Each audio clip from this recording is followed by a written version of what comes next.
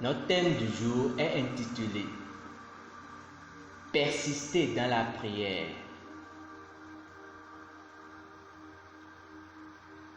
Persister dans la prière.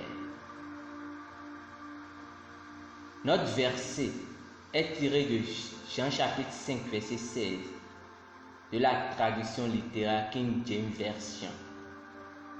Je lis: la prière fervente, efficace du juste rend une énorme puissance disponible.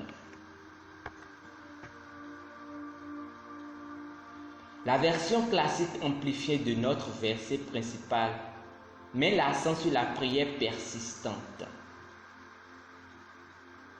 La prière fervente, c'est-à-dire sincère, continue, d'un homme juste, rend disponible une puissance énorme, dynamique dans son œuvre.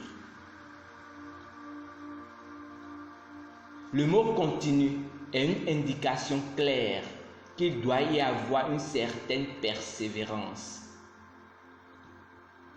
Vous ne vous contentez pas de marmonner quelques mots et de dire que le problème est réglé. Vous continuez à insister jusqu'à ce que vous ayez la note de victoire dans votre esprit. Prenons l'exemple du Maître. Une fois, il a pris ses 3 disciples les plus proches, Pierre, Jacques et Jean, avec lui, et ils sont allés à un endroit appelé Gethsémani pour prier.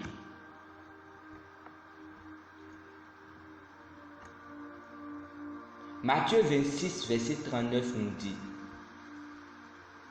puis, ayant fait quelques pas en avant, il se jeta sur sa face et pria ainsi: mon Père, s'il est possible que cette coupe s'éloigne de moi, toutefois, non pas ce que je veux, mais ce que tu veux. Luc, par l'Esprit, révèle: étant en agonie, il priait plus intensément, et sa sueur devint comme des grumeaux de sang qui tombaient à terre. Luc chapitre 22, verset 44. Jésus était perturbé et il a prié toutes ses forces. Ce n'est pas une prière ordinaire de 2 minutes. Rappelez-vous qu'il a réprimandé les disciples pour leur faiblesse et leur incapacité à veiller avec lui pendant 1 heure. Matthieu chapitre 26, verset 40. Le Seigneur a persisté parce qu'il avait compris l'enjeu. Ce pourquoi il priait était au-delà de lui-même. Cela concernait l'avenir des générations, passées, présentes et futures. Il regardait à l'éternité concernant tous ceux qui n'en étaient déjà allés, ceux qui vivaient à l'époque et ceux qui viendraient après. Ainsi, il a prié et persisté dans la prière. C'est ce qu'on attend de nous aujourd'hui. Les enjeux sont bien plus importants que jamais.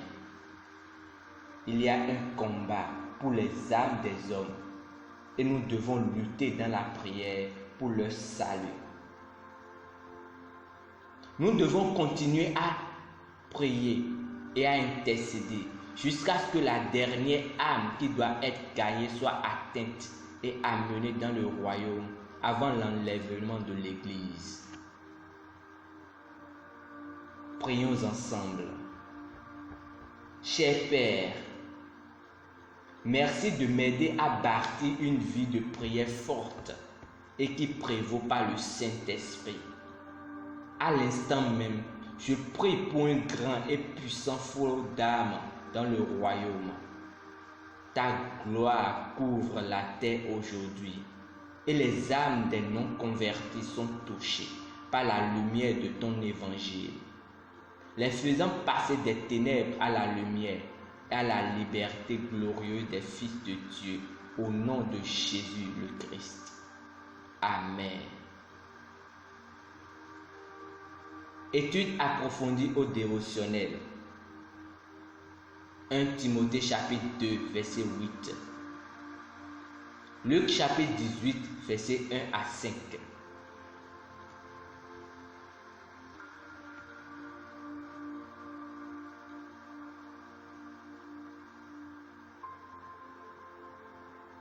Nous espérons que vous avez été bénis par ce dévotionnel.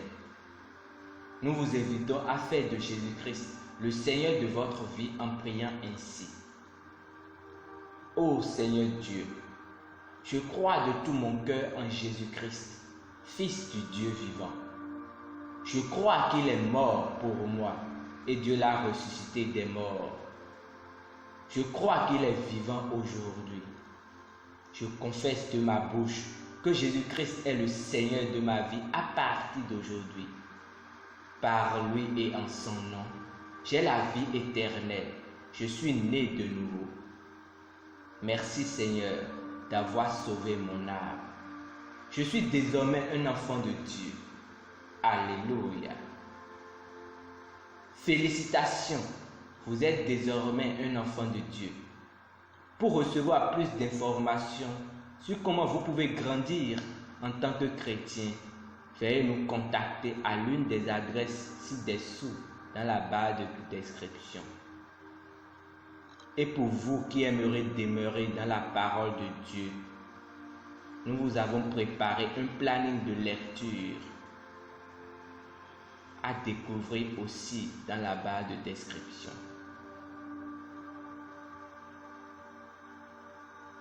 Je prie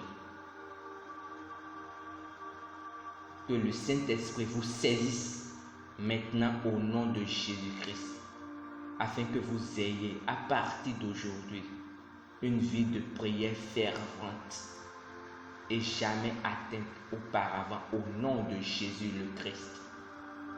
Amen.